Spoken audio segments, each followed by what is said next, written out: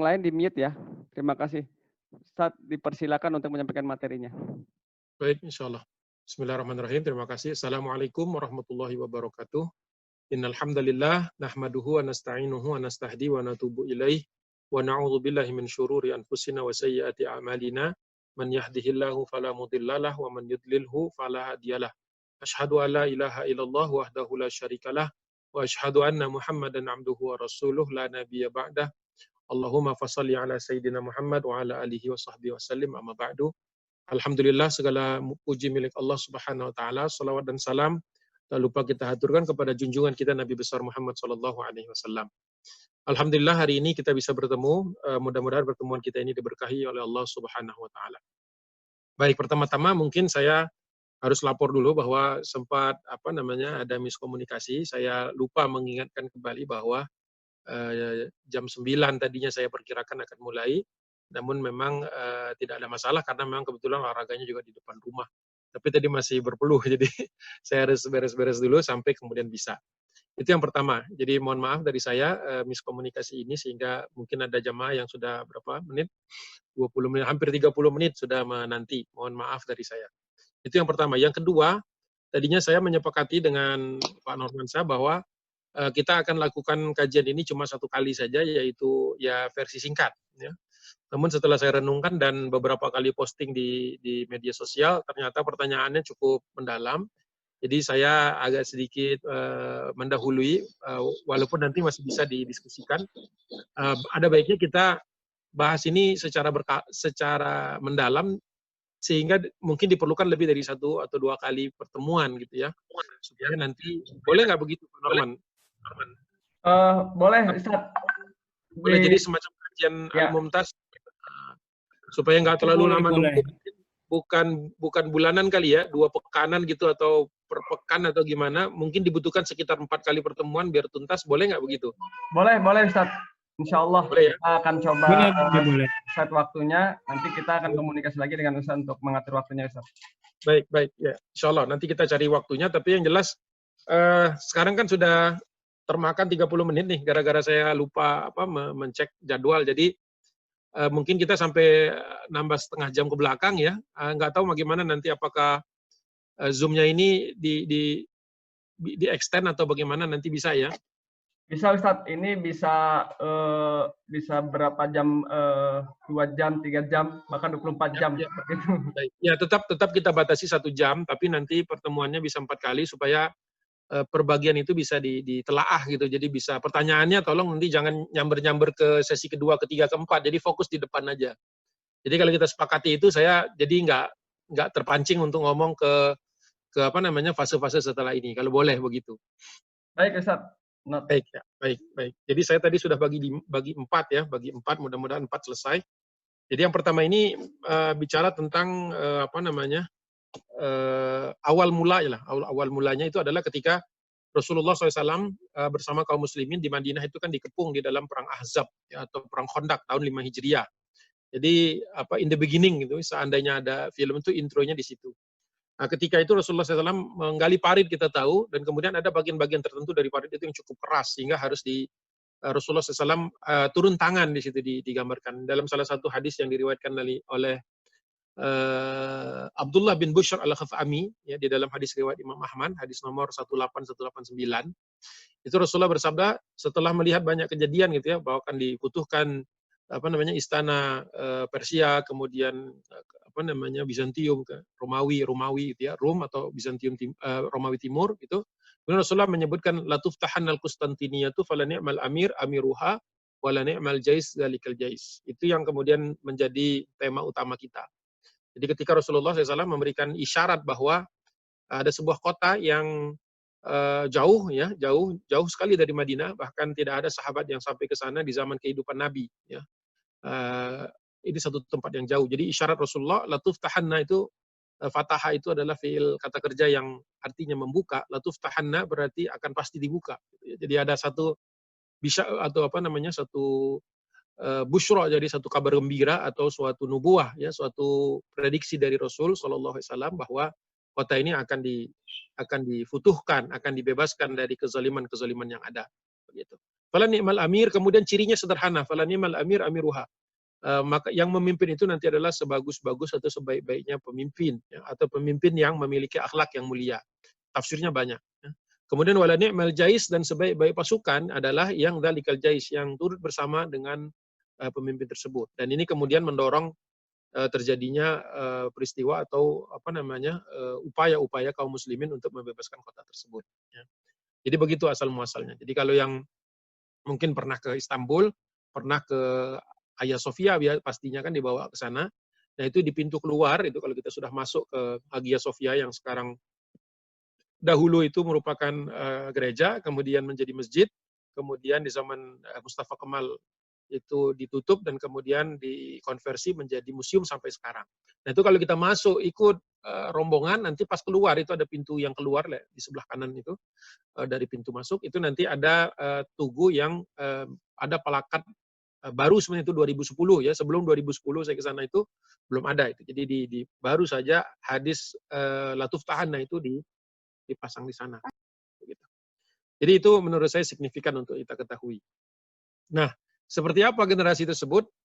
Sesungguhnya Muhammad Al-Fatih itu bukan generasi pertama. Jadi bisa disebut berselang waktu antara zaman Rasulullah itu kan abad ke-7 Masehi ya, abad ke-7, 8, 9, 10, 11, 12, 13, 14, 15, abad ke-15. Jadi sekitar 8 abad ya, 8 sampai 9 abad kurang lebih seperti itu. Jadi banyak ada waktu berselang cukup panjang dan banyak yang berusaha untuk sampai ke sana. Di antaranya yang paling yang paling banyak dicatat itu adalah peristiwa ketika generasinya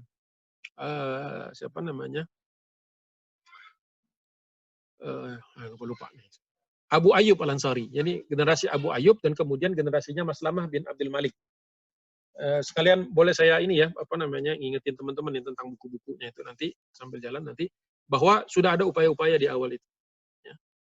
Ada upaya-upaya di awal itu dan kemudian disebut dengan pembebasan Konstantinopel itu beberapa kali, bukan hanya satu kali. Namun yang berhasil tentu saja yang kita mau bahas hari ini dan beberapa hari ke depan, yaitu yang futuhnya itu tahun 1453 ya, Masehi. Nah, bagaimana kemudian kisah ini menjadi sebuah motivasi yang kuat bagi kaum muslimin adalah kita akan saksikan bahwa sesungguhnya orang-orang yang berangkat ke sana itu memang motivasi utamanya bukanlah motivasi dunia, sehingga banyak buku yang keliru menerjemahkannya sebagai penaklukan gitu ya, kata-kata conquest dan sebagainya itu saya sering temukan dan itu kadang-kadang tanpa kritis kita kemudian menggunakannya. Sehingga kesannya sama saja seperti penaklukan-penaklukan yang lain. Nah, generasi pertama itu adalah sebenarnya bukan eranya Abu Ayyub secara langsung, karena Abu Ayyub waktu itu memang belum ikut di dalam ekspedisi awal yang paling awal. Jadi Abu Ayyub itu yang ekspedisi kedua, kemudian yang ketiga Maslamah bin Abdul Malik. Itu yang di era dari Khulafaur Rasyidin sampai dengan era Bani Umayyah. Ya. Pertama yang pernah sampai ke sana juga atau bukan sampai menuju ke sana. Jadi tahapan itu ada 3. Ya, jadi tahapan itu adalah dari Suriah sekarang, dari Biladus Syam sampai ke Kibrus, ya, Kibrus itu Siprus kalau sekarang. Kemudian dari sana, dari Siprus itu baru kemudian ada upaya sampai ke Rhodos, ya, Rudus, ya, sebuah pulau di wilayah Yunani kalau sekarang. Ya, ada buku baru itu, walaupun saya belum tuntas juga membacanya, ada buku baru yang membuat tahapan-tahapan menarik, gitu ya. Kalau selama ini mungkin belum pernah dibuat tahapan seperti itu. Jadi dari Siprus, kemudian ke Rhodos, kemudian ke Pulau Crete, ya, Kertus, kemudian baru sampai ke Istanbul. Kalau dulu namanya Konstantinopel. Jadi ada berapa nih? 1, 2, 3, 4. Dulu saya membaginya 3 karena antara Pulau Crete dengan Rhodos ini satu bagian, satu ekspedisi. Kemudian baru sampai ke di zamannya Abu Ayyub Al-Ansari itu baru tercatat sebagai satu ekspedisi laut yang besar, yang pertama. Nah, di tahap pertama itu ada pasangan yang perlu kita catat, namanya itu Ummu Haram dan suaminya Ubadah bin Samit radhiyallahu anhuma. Kedua orang ini adalah kaum Ansor, ya. Jadi waktu itu kisahnya Rasulullah SAW biasa hari Sabtu ke Kuba biasanya. Rasulullah itu punya kebiasaan hari Sabtu pagi gitu berangkat ke Kuba atau siang, nanti pulang sore atau menjelang malam kembali lagi ke Masjid Nabawi. Nah, di dalam perjalanan yang menuju Kuba itu biasanya Rasulullah suka berhenti di rumahnya Ummu Haram. Karena Ummu Haram ini masih punya pertalian kekerabatan dengan Rasulullah SAW. Nah, ketika dia mampir di situ dalam perjalanan pergi maupun pulangnya, Rasulullah pernah tertidur gitu ya, cukup lama, tertidur sebentar. Kemudian ketika Rasulullah bangun itu menjelang Rasulullah bangun itu Rasulullah tersenyum gitu ya. Dan kemudian ketika bangun ditanya oleh Ummu Haram kenapa tersenyum. Kata Nabi, nasun min ummati yarkibuna hadzal bahri kal muluki 'alal asirati. Aku diperlihatkan oleh Allah Subhanahu wa taala di dalam tidurku itu nasun min ummati, bahwa ada segolongan dari umatku yang yarkibuna hadzal bahri, yang nantinya akan berlayar di atas laut menggunakan kapal-kapal mereka kal muluki. Mereka itu seperti raja-raja, seperti orang-orang yang tidak ada takutnya, alal astirati, berdiri di atas semacam singgasana. Ya, digambarkan seperti itu. Dan di dalam hadis tersebut Ummu Haram kemudian minta doa supaya Rasulullah mendoakan dia ada di dalam rombongan tersebut, ya.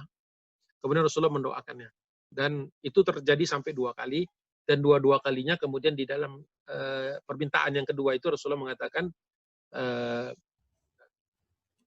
wa anti minal awalin, kata Rasulullah. Sesungguhnya engkau ada di rombongan generasi yang pertama, dan itu ternyata betul. Jadi isyarat-isyarat itu di follow up oleh kaum muslimin waktu itu, ya. Jadi ada juga yang bertanya kenapa Rasulullah memberikan isyaratnya Konstantinopel ketika perang Ahzab itu, perang Khandaq itu. Bukankah kenapa enggak Fatu Mekah misalnya begitu? Nah, itu jawabannya menarik dari almarhum Dr. Muhammad Said Ramadan Al-Buti di dalam kitabnya Fiqhus Sirah An-Nabawiyah. Beliau mengatakan kalau Konstantinopel saja diisyaratkan bakal menjadi wilayah kaum muslimin, apalagi Mekah. Jadi seperti itu. Tanpa merendahkan Fatu Mekah. Jadi kenapa bukan Fatu Mekah yang dikisahkan di dalam percikan-percikan api di parit-parit Khandaq itu? Kenapa wilayah yang jauh, ya? Supaya kaum muslimin itu punya satu pandangan yang jauh ke depan, ya? Satu pandangan yang besar bahwa wilayah urusan mereka itu nanti meliputi dunia, ya, meliputi dunia. Seperti itu. Itu mungkin penjelasannya. Sehingga orang-orang kemudian tanpa menghiraukan logistik, ya tetap berencana, tetapi tanpa terlalu memperhatikan masalah keselamatan mereka dan kenyamanan hidup mereka, ya tetap berangkat. Karena apa? Karena mereka ingin menjadi yang pertama merealisasikan itu. Jadi setiap generasi itu merasa mereka lah ni'mal jais itu, mereka lah yang sebaik-baik pasukan. Ya, setiap pemimpin merasa di dalam lubuk hatinya mereka lah yang ni'mal amir itu, ya, sebaik-baik pemimpin itu. Jadi semuanya berhusnuzon bahwa mereka akan mendapatkan keutamaan itu. Nah, kemudian seketika sampai ke Rhodes itu figur yang menarik adalah Muawiyah bin Abi Sufyan. Ya. Muawiyah bin Abi Sufyan ini khalifah. Ini di zaman kekhalifahan Utsman bin Affan waktu itu. Jadi Muawiyah belum menjadi khalifah. Ya. Jadi Muawiyah bin Abi Sufyan itu pernah sampai ke Rhodes, dan kemudian nanti di generasi berikutnya barulah sampai ke betul-betul sampai ke Konstantinopel itu di bawah anaknya Muawiyah, Yazid bin Muawiyah, yang kemudian bersama dengan Abu Ayyub Al-Ansari. Gitu. Nah, sebelum saya lupa, nanti biasanya kalau udah kejauhan tuh lupa. Ada sebuah jurnal menarik ini, tapi udah tua sekali, ya. Jurnal tipis, jurnalnya cuma berapa halaman itu, 20-an halaman. Jurnal terbitan tahun 1898, ya, dari The Journal of Hellenic Studies. Ya, diprint lagi tahun 1971. Ini ada di apa istilahnya tuh, archive.net, ya, archive.net atau archive.org. Itu kalau mau cari tulisan-tulisan lama abad ke-19 itu bisa kita dapatkan dari situ. Nah, itu ditulis di sini cukup panjang nih. Siapa yang nulisnya? Saya jadi lupa namanya. Tadi saya baru ngeprint lagi karena yang lama udah buluk, udah nggak kebaca lagi. E.W. Brooks. Nah, kenapa perlu baca ini? Dia tidak bikin analisis panjang-panjang, dia cuma mengumpulkan dari tahun mana nih tahun pertama dia? Dari tahun 20 Hijriah, zaman Khalifah Umar bin Khattab, atau antara 640 641 Masehi, sampai terakhir, entry dia terakhir adalah entry terakhirnya dia. Terakhir itu, ya Allah ya Rabb. Nah ini dia. Tahun 125 Hijriah atau bertepatan dengan 742 sampai 743 Masehi. Itu dia kumpulkan seluruh catatan sejarah yang berkaitan dengan ekspedisi kaum muslimin menuju negeri Rom maupun Konstantinopel. Dari berbagai sumber. Yang utama dia pakai adalah Imam At-Tabari, kemudian kitab Uyun, kitab Al-Uyun yang tidak ada tulisannya tapi sekarang itu dimuatnya itu di Ibnu Mishkawai. Kemarin saya sudah ngeprint itu kitabnya. Berapa lama saya cari nggak ketemu juga. Al-Uyun, ya. Kitab Al-Uyun Al-Hadaiq fi Akhbaril Haqaiq. Itu juga banyak sekali ternyata catatan-catatan tentang perjalanan kaum muslimin. Kemudian Ibnul Athir, bukan Ibnu Katsir. Ibnul Athir, ya. Ibnul Athir itu Tarikh Al-Umam wal Muluk. Saya sudah pindahin tempatnya. Seperti itu. Jadi bagi yang ingin tahu berapa kali kaum muslimin pernah ke sana, dengan membaca ringkasan, ini cuma ringkasan saja disebutkan ini, berangkat ini, siapa yang berangkat, tahun berapa, berhasil atau tidak, ya hampir semuanya tidak berhasil tentu saja. Tetapi itu catatan-catatan yang terserak, jadi nggak perlu baca semuanya, ini bisa berbagai tarikh ini ditulis sama beliau di sini. Menarik kalau menurut saya, kalau yang kepengen tahu supaya dapat latar belakang yang menarik. Nanti kalau ada yang itu carinya di archive.net atau archive.org kalau tidak salah. Masukkan saja Journal of Hellenic, bukan jurnal, judulnya itu The Arabs in Asia Minor from Arabic Sources. Jadi bagaimana kaum muslimin Arab, maksudnya kaum muslimin ya di Asia Minor itu Anadolu ya atau Anatolia ya, Asia kecil ya. Turki itu yang sebagian besar wilayah Turki from Arabic sources. Jadi dari sumber-sumber sejarah Muslim ya, ulama kaum muslim. Tadi saya sebutkan tiga tadi. Ini bagus kalau mau dibaca, jangan sampai nggak baca. Latihan kita membaca dari sumber-sumber seperti itu. Baik. Supaya nggak lupa nanti. Ya. Jadi ada 3 tahap sebelum sampai kepada Konstantinopel. Tentu saja seperti itu. Oke. Mana lagi yang saya perlu sebutkan di sini? Ini saya skip. Oke. Nah, ketika di zaman Abu Ayyub Al-Ansari, ketika sampai ke Konstantinopel itu, tentu saja secara resources kurang memadai karena kita tahu benteng Bizantium itu terdiri dari tiga lapis benteng, katakanlah seperti ini. Walaupun belum ini peta timbul ya, peta 3 dimensi seperti maket. Walaupun belum se-ekstensif ini yang dihadapi oleh Sultan Mehmed II tentu saja. Namun bisa dibayangkan dengan benteng seluas ini belum pernah Damaskus itu belum ada apa-apanya dibandingkan perbentengan yang ada di Konstantinopel. Sehingga kaum muslimin waktu datang ke sini dari generasi Abu Ayyub ya, Maslama bin Abdul Malik katakanlah sampai di situ belum memiliki alat-alat yang memang bisa mengalahkan ini. Apalagi kemudian ditambah mereka juga harus berhadapan dengan naftanya Arab Yunani ya, Greek fire istilahnya itu. Jadi wajar juga kalau di zaman itu belum berhasil. Ya. Seperti itu. Walaupun ya itu sudah menunjukkan bahwa kaum muslimin itu siap untuk sebuah operasi yang jaraknya jauh. Jadi ketika meninggal dunia, Abu Ayyub Al-Ansari waktu itu dikuburkan di luar Konstantinopel. Ya, memang salah satu permintaan dari beliau. Ketika ditanya oleh ditanya oleh Yazid bin Muawiyah, apa yang engkau inginkan? Dia minta untuk dikuburkan di bawah kaki kaum muslimin, maksudnya sedekat-dekatnya. Sehingga kalau kita ke Istanbul sekarang, biasanya juga pasti dibawa ke Ayyub Sultan. Daerah tempat makam dari Abu Ayyub Al-Ansari itu dikenal sebagai Ayyub Sultan sekarang. Ya. Abu Ayyub ini menarik sebagai generasi awal ya, salah satu nama yang paling sering kita temukan, bahkan menjadi kisah-kisah yang menginspirasi di zaman Muhammad Fatih sekalipun, walaupun kalau di koin berselang cukup jauh. Ya. Syahida Abu Ayyub badran thumma lam yakhtalif an ghazwatin lil muslimin illa fi ukhra illa aman wahidan. Di dalam tarikh Ibnu Katsir disebutkan bahwa Abu Ayyub itu termasuk orang yang memang pernah hadir juga di perang Badar, termasuk sahabat Nabi SAW. Kemudian juga rumahnya pernah ditinggali oleh Rasulullah SAW. Dan dia tidak pernah absen di dalam peperangan kaum muslimin kecuali 1 kali saja di dalam 1 tahun, gitu ya. Jadi termasuk orang yang ketika sampai di apa namanya di Konstantinopel itu usianya sudah 92 tahun, ada yang mengatakan 97 tahun. Jadi ini merupakan inspirasi bagi generasi-generasi setelah itu. Itu mungkin sedikit tentang bagian awal ya, yang perlu saya sampaikan. Nah, kemudian loncat ke kondisi sekarang ya. Kondisi sekarang itu maksudnya Mehmed ya, Mehmed kedua. Saya menyebutnya sebelum kita berbicara tentang proses penaklukan di Konstantinopel itu sendiri atau pembebasan kota Konstantinopel itu, kekalahan yang dialami oleh orang-orang Bizantium itu, perlu kita ketahui bahwa Mehmed itu belum bergelar Fatih. Jadi gelar Fatih itu ketika misalnya saya membaca tulisan atau orang lagi menulis atau kita sedang menulis tentang apa namanya eranya Mehmed Fatih ini, ketika kita lagi membicarakan peristiwa-peristiwa yang terjadi sebelum Konstantinopel itu dibebaskan, maka kita tidak menyebutnya sebagai Mehmed Fatih sebenarnya itu.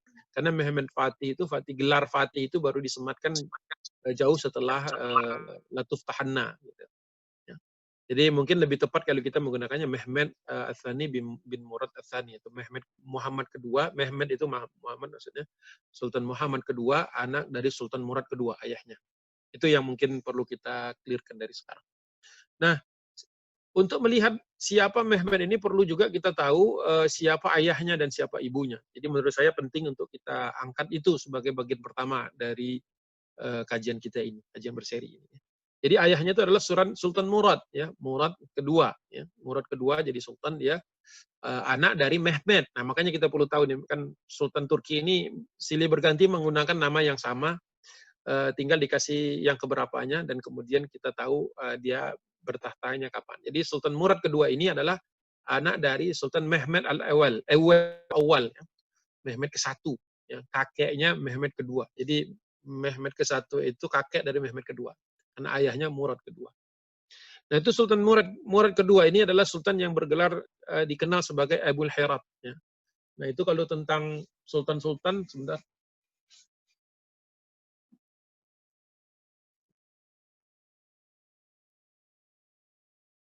Ini ada buku menarik nih ya, dari Saleh Gulen, tapi bukan Gulen yang bermasalah itu, bukan. Namanya aja The Ottoman Sultans, siapa namanya?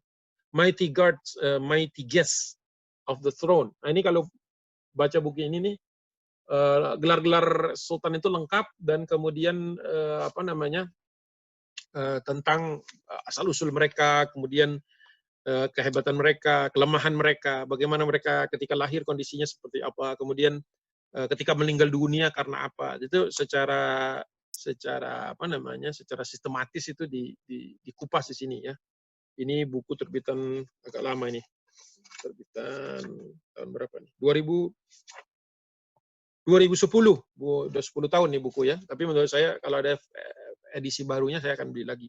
Ini menurut saya paling bagus untuk dan paling adil lah. Jadi kisah-kisah yang terlalu negatif juga sama mereka di counter, tapi juga mereka tunjukkan kok kelemahan, kesalahan. Ada satu lagi buku, tapi saya ngelihat dari sini kok kayaknya posisinya tidak di tempatnya.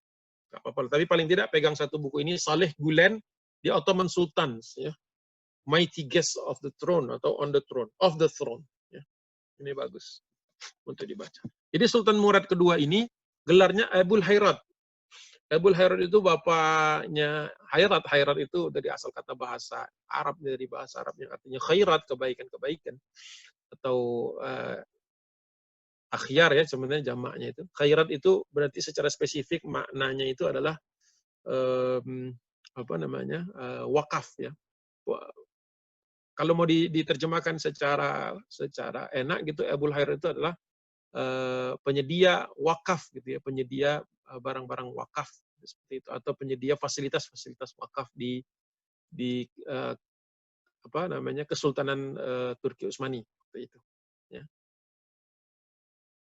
Itu ayahnya. Jadi ayah ini termasuk orang bisa disebut juga filantropis lah, sebagai seorang yang memang ya sebagaimana khalifah waktu itu atau Sultan Turki Utsmani pada umumnya mereka itu punya jiwa besar ya, orang yang memiliki jiwa pengayom masyarakat. Jadi mereka merasa terhina kalau misalnya masyarakatnya hidup dalam keadaan susah. Di zaman itu paling tidak 10 sultan pertama.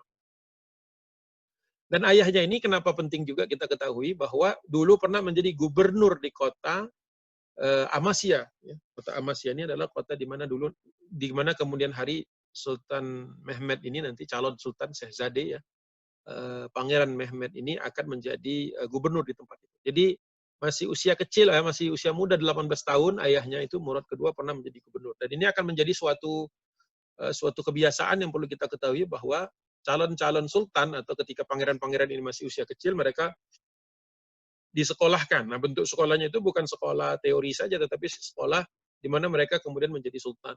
Atau maaf, menjadi gubernur, menjadi gubernur, menjadi wali kota, menjadi gubernur di beberapa tempat, sampai kemudian mereka siap untuk memimpin keseluruhan Turki Utsmani tersebut. Itu yang pertama. Yang kedua tentang ibunya. Ibunya ini namanya Huma Khatun. Ya, Huma Khatun lahir di Devrkani, Kastamonu, daerah kalau sekarang itu kita dari Istanbul nyebrang ke Asia, kemudian terus lagi ke arah timur, tapi sebelum Amasya naik ke atas. Jadi sudah dekat dengan pesisir Laut Hitam, ya. Pesisir Laut Hitam. Ibunya ini adalah seorang penghafal Al-Qur'an. Seorang penghafal Al-Qur'an dari sebuah pesantren yang memang di Devrkani itu terkenal sebagai pesantren pencetak penghafal Quran. Nah, kemudian Mehmed sendiri lahirnya, kalau ayahnya dan ibunya ini di Asia, memang waktu itu belum banyak orang yang lahir di sisi Rum atau di sisi Eropa, di sisi Balkan. Baru kemudian kita tahu Mehmed ini lahir di kota Edirne. Yang kota Edirne tahun 1432. Dan itu sudah merupakan ibu kota Turki yang kedua. Ya. Yang pertama di Bursa. Tapi sebenarnya kalau mau mundur lagi sebelumnya di Suud. Di Suud, kemudian di Bursa, baru kemudian di Edirne, kemudian baru ke Istanbul. Gitu ya. Jadi urutannya seperti itu. Baru setelah nanti menjelang keruntuhan Turki Utsmani, barulah didirikan negara baru namanya Republik Turki dan ibu kotanya di Ankara. Itu di zaman Mustafa Kemal. Jadi kalau mau dihitung tuh totalnya pindahnya 4 kali ya. Dari desa Suud, ini tempat zamannya era Ertugrul ya, dan Osman Ghazi, baru kemudian pindah ke Bursa di zaman Orhan, kemudian baru dipindahkan ke ke Edirne di zaman Bayazid, Sultan Bayazid Yıldırım, kemudian baru di zaman Mehmed kedua Fatih, baru ke Istanbul. Dan itu terus sampai dengan tahun 1900, sampai dengan abad ke-20, barulah ketika kekhilafan Turki Utsmani dihapuskan oleh Mustafa Kemal, baru berdiri Republik Turki, barulah ibu kotanya Ankara. Dan Istanbul ya menjadi kota dagang, kota budaya, kota turis, dan lain sebagainya. Jadi begitu urutannya. Suud, Bursa, Edirne. Nah, dari Bursa ke Edirne ini pindah benua, ini dari Asia pindah ke Eropa. Nah, dari Edirne ke Istanbul. Tidak pindah benua, sama-sama di Eropa. Ya, sama-sama di Eropa. Walaupun Istanbul sekarang meluas ya, ada Üsküdar di daerah Anatolia, daerah sisi Asia. Baru kemudian pindah ke Ankara. Ankara sudah di tengah-tengah Asia. Karena Mustafa Kemal waktu itu ya mengalami peperangan sehingga dia khawatir kalau ibu kotanya masih di Istanbul, dan Istanbul waktu itu memang diduduki Inggris waktu itu walaupun sebentar. Inggris, Perancis ya, dan Italia. Italia kalau nggak salah nggak ikut di situ. Itu kira-kira gambarannya. Jadi Mehmed lahir di kota Edirne, di sisi Eropa dari wilayah Turki Utsmani waktu itu. Jadi ingat, kembali lagi saya ingatkan mungkin bahwa gelar Fatih itu baru diberikan kepadanya setelah para ulama waktu itu berunding ya, untuk kemudian menetapkan gelar tersebut.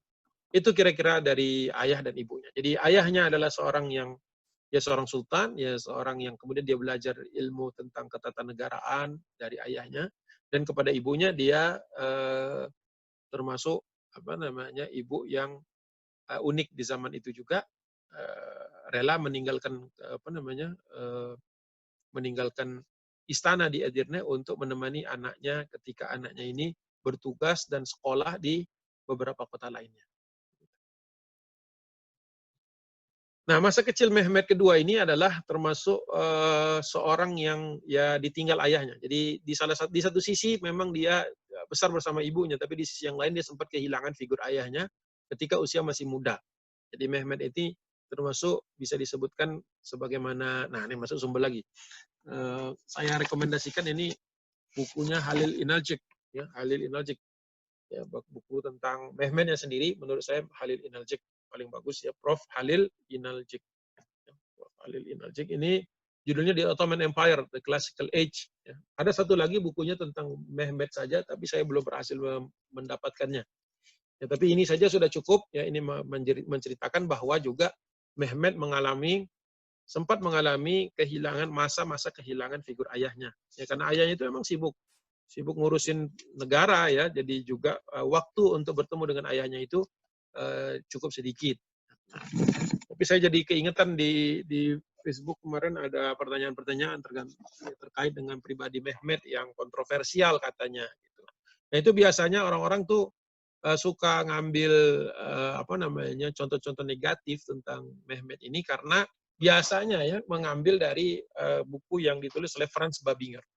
Franz Babinger ini termasuk juga banyak dirujuk oleh orientalis karena menggambarkan Turkius ini dan para sultan ini secara buruk, secara negatif. Franz Babinger.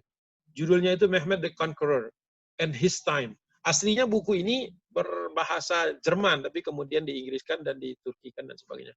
Dan bagi yang baca buku ini atau melihat ada yang merujuk kepada buku ini harus hati-hati membacanya karena memang sangat ekstrim, ya, sangat ekstrim. Termasuk yang saya bahas di Facebook kemarin bahwa Mehmet itu bengis dan lain sebagainya. Tapi secara akademik sudah dikuliti habis oleh Prof. Inalcik. Nah, jadi syaratnya begini kalau menurut saya, ini rekomendasi dari saya. Ya, kalau Anda mau baca ya terserah juga ya. Coba jangan hati-hati aja kalau nggak baca yang ini. Jadi buku ini dikonter habis oleh buku beliau ini oleh Halil Inalcik dan ada satu paper kecil sudah lama karena buku ini pun sudah abad ke-19. Jadi disikat habis oleh Prof. Halil dengan satu paper 20-an halaman juga. Jadi dijelaskan secara total kesalahan-kesalahan di sini apa. Kelemahan-kelemahan dan sumber-sumbernya ya, kelemahan-kelemahan sumbernya termasuk bagaimana dia dari 4 sumber utama Bizantium sejarah Istanbul dia cuma ambil 3. Nanti kalau ada yang buruk dia ambil 3 yang lain, Jadi selalu begitu. Selalu dihindari oleh Babinger ini catatan-catatan yang kira-kira bagus. Jadi selalu diambil kalau mau ekstrim buruk silahkan baca ini. Ya, silakan baca yang ini. Tapi kalau mau di tengah-tengah menurut saya yang ini. Ya, menurut saya yang ini juga jelek untuk tidak dibaca. Tapi kok saya punya ya supaya saya tahu kalau ada yang iseng-iseng suka mengatakan oh enggak begitu sebenarnya seburuk ini. Nah, ini juga nih bacaannya biasanya Stephen Runciman ya. Stephen Runciman ini orang Inggris kalau tidak salah, The Fall of Constantinople. Wah, ini ya buruknya luar biasa. 2 ini Franz Babinger dengan ini udah tuh jadi sekuler. Bisa jadi kufur. Kalau cuma baca 2 ini. Ya, jadi hati-hati juga dengan bacaan. Saya tetap ada di rumah, tapi saya taruhnya tinggi-tinggi supaya tidak dibaca mana anak. Nanti biar saya jelasinnya pas bacanya, tapi baca dulu pertama kali buku ini. Ya, begitu. Hati-hati juga ngambil sumbernya itu. Ini ada buku-buku yang lain berkaitan dengan itu. Biasanya saya tumpukan jadi satu supaya saya nggak lupa kalau ketemu begitu. Itu resources. Nah, sekarang supaya jelas ya, Jadi mana saya ada? Scan, nggak ada. Udah cukup itu aja. Nah, lahir tahun 1432, ayahnya sibuk berperang, sibuk konsolidasi, jadi ke seluruh penjuru wilayah karena kita tahu di zaman kakek buyutnya Mehmet itu Bayezid Yıldırım. Bayezid Yıldırım itu kalah perang di Ankara tahun 1402, kalah dari Timur Lang ya, kalah dari Timur Lang, dia meninggal dunia ditawan. Nah, setelah itu terjadi masa kekosongan, jadi terpecah. Nah, ketika terpecah itulah kemudian dipersatukan kembali satu persatu oleh kakek Mehmet, yaitu Mehmet ke-1, Mehmet awal, ya, Mehmet Çelebi namanya. Baru kemudian dikonsolidasikan lagi oleh ayahnya Murad kedua. Jadi Mehmet itu mengalami satu fase di mana Turki Utsmani sudah berhasil melampaui tantangan terbesar pertama, yaitu terpecahnya pasca kekalahan di Ankara, kekalahan melawan atau dikalahkan oleh Timur Lang. Sama-sama Turki juga nih, sama-sama orang Asia Tengah juga. Ya. Jadi seperti itu kondisinya. Jadi bisa dibayangkan kenapa ayahnya ini memang sibuk keluar. Bahkan ada di dalam catatan Halil Prof Halil itu Mehmet pernah kesal sama ayahnya karena sampai ibunya meninggal dunia pun dia tidak sempat istilahnya menguburkan, tidak sempat datang, tidak sempat menempatkan dirinya. Dia sempat membawa membawa rasa kekesalan tersebut kepada ayahnya. Jadi kalau misalnya ada buku yang mengatakan Mehmet ini orang ideal dan sebagainya, memang iya benar ya, beliau termasuk orang yang sangat dekat dengan Al-Qur'an ya. Tapi juga ada sisi-sisi kemanusiaannya di mana beliau ini merasakan apa-apa yang sekiranya dirasakan oleh anak-anak kecil yang ditinggal ayahnya. Siapapun juga merasakan itu. Kita juga kalau ditinggal ayah kita atau ayah kita jarang ketemu kan akan ada terasa feeling seperti itu. Jadi ada masalah-masalah. Jadi nanti dia akan temukan pengganti-pengganti dalam tanda kutip ya pada guru-gurunya. Nanti kita bahas khusus untuk guru-gurunya. Nah, perlu kemudian dicatat juga bahwa Mehmet ini lahir di lingkungan harem. Nah, ini masuk lagi pembahasan lain, sub pembahasan lain. Nah, ini dia, Ottoman harem.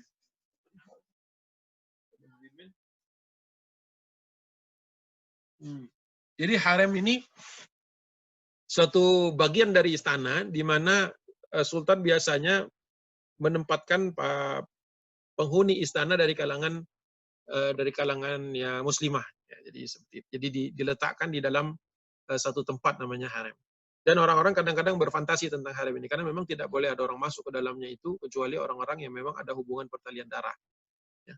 Atau pengawal-pengawal yang waktu itu misalnya sedang mengawal sultan masuk ke sana. Laki-laki yang boleh kapan saja masuk ke harem itu hanya sultan sebagai kepala negara dan sekaligus kepala rumah tangga. Jadi harus dipisahkan, dijelaskan kenapa terjadi seperti itu. Nah, Mehmet ini dibesarkan di lingkungan seperti itu. Nah, perlu kita ketahui kalau pelukis-pelukis Italia itu kan, kalau saya itu kalau ke Istanbul suka begitu, melihat buku tentang harem yang negatif. Padahal ini ada buku yang menarik, Ottoman Women. Saya lagi belum siap banget tadi itu, harusnya saya kumpulkan. Adalah satu lagi, Ottoman Harem, yang paling netral menurut saya pembahasannya paling bagus. Jadi, kalau basisnya itu hanyalah foto-foto, lukisan-lukisan atau reproduksi lukisan-lukisan orang-orang Itali yang memang kadang-kadang melukis sesuai dengan imajinasinya, ya digambarkan wanita-wanita setengah telanjang, bahkan wanita-wanita telanjang, ya itulah fiksinya. Ya. Jadi kalau misalnya kita juga terbawa kepada fiksi-fiksi tersebut, maka pikiran kita jadi negatif. Ya, padahal di dalam harem ini adalah tempat di mana manusia dididik secara disiplin. Jadi yang ada di sana hanyalah laki-laki yang belum balik kalau anak-anak ya. Yang balik ya hanyalah sultan yang boleh masuk di situ. Ya. Di situ kan ada ibunya, ada ada istrinya, ada kakak-kakaknya yang perempuan dan ada adik-adiknya. Dan ada anak-anaknya. Jadi ketika kita melihat melihat fenomena ini, kenapa misalnya Mehmet dilahirkan di lingkungan harem, yang dia dapatkan justru sisi positifnya yang selama ini jarang dibahas orang tentang harem, yaitu disiplin, hidup disiplin di sana. Di harem itu ibaratnya kalau sekarang seperti asrama, ya seperti asrama yang dikelola oleh nenek biasanya. Yang paling tinggi kedudukannya itu bukan permaisuri, bukan istri sultan yang sedang berkuasa, tapi nenek, ibu dari sultan itu. Itu yang paling berkuasa di situ. Jadi strict, yang perempuan belajar apa, yang laki-laki belajar apa, kemudian ada waktunya. Jadi ya ibaratnya cukup ketat hidup di sana. Ya. Jadi cukup ketat untuk hidup di situ. Jadi bukan tempat orang yang, kan kalau di foto-fotonya tuh nyender gitu ya, bantalnya banyak. Ya itu hasil imajinasi pelukis-pelukis Italia yang nggak pernah bisa masuk ke sana. Kalau dia masuk, mati dia. Ya. Kalau ada orang ajam, orang asing, apalagi tidak ada hubungannya, itu langsung dianggap trespassing dan itu sudah capital punishment sudah. Gitu. Jadi tidak mungkin dia melukis itu di dalam, itu tidak mungkin. Apalagi perempuan-perempuan itu adalah perempuan-perempuan mulia, dia tidak mungkin dalam kondisi seperti itu. Makanya hati-hati juga kalau baca buku tentang Ottoman harem. Gitu. Ya, saya kadang-kadang suka sedih kalau ada yang percaya banget dengan yang seperti itu. Ya, mungkin otaknya aja itu kepengen begituan. Allahu a'lam bishawab. Tapi saya sambil scan lagi, tadi ada buku ini, Ottoman harem. Bagus menurut saya untuk dibahas suatu saat. Oke. Usia 2 tahun sudah dikirim ke Amasya bersama ibunya. Ya. Jadi dididiknya disekolahkan di luar Edirne. Dia lahir di sana tapi kemudian besar di sekolah-sekolah itu. Ya. Dan nanti kita akan bahas lagi bagaimana perjalanan sekolahnya. By the way, kita udah berapa menit ini? 9.12. Kita sampai 9.30 berarti ya, 9.30 untuk sesi pertama ini. Baik. Saudara Mehmet ini banyak, memang nggak pernah kita dapat satu gambaran yang utuh. Tetapi paling tidak saya kumpulkan itu ada 5 anak laki-laki dan 3 perempuan. Ahmed yang paling besar, kemudian Alauddin, Ali, ada yang mengatakan Orhan, yang ketiga, ada yang mengatakan Mehmet dulu baru Orhan, ada yang mengatakan anak keempat, ada yang katakan anak ketiga. Ya, oke lah, enggak masalah. Yang penting dia itu ada berlima itu laki-laki ya. Ahmed, Akbar, Alauddin atau kadang-kadang disebut Ali, kemudian Mehmet kedua, Orhan, Hasan, Ahmed. Itu bersaudara mereka. Tapi Orhan, Hasan dan Ahmed ini meninggal dunia masih kecil. Masih usia kecil ya. Karena dulu life expectancy itu rendah. Ya banyak wabah dan lain sebagainya yang orang tidak punya imunitas untuk itu dan biasanya meninggal dunia. Makanya Sultan cenderung anaknya banyak. Karena apa? Secara teori probabilitas banyak anak waktu itu ya yang survive semakin besar, apalagi kalau dia belum punya anak laki-laki. Jadi katakanlah safely to say Ahmad, Alauddin, Ali dan kemudian Mehmet. Jadi sama dengan nama kakeknya. Yang perempuan Adije, Hafsa, Hafseh, Fatimah ya atau Fatime. Jadi ada 3 saudara perempuan. Nah, perantauan pertama, Mehmet itu ke Amasya. Amasya masih ingat tadi di awal adalah tempat kelahiran ayahnya. Ya, disekolahkan di sana dia. Sekolahnya di perbukitan, di tempat yang tinggi. Ya. Dan mereka memang sudah dikenal, mereka harus jalan kaki di sana walaupun anak sultan. Ya. Jalan kaki, tidak mendapatkan fasilitas-fasilitas kesultanan. Bahkan bahkan ayahnya itu memberikan note, ya, memberikan catatan kepada guru-gurunya yang ada di Amasya bahwa untuk memperlakukan dia ya layaknya seorang siswa saja, bukan sebagai syahzadi. Jadi kalau salah ya salah, kalau dihukum ya dihukum, ya, dan lain sebagainya. Jadi memang tidak mendapatkan perlakuan istimewa di situ. Ya. Sampai kemudian ibunya meninggal dunia. Ibunya meninggal dunia tapi bukan di Amasya, meninggalnya ketika dia di Manisa. Jadi waktu itu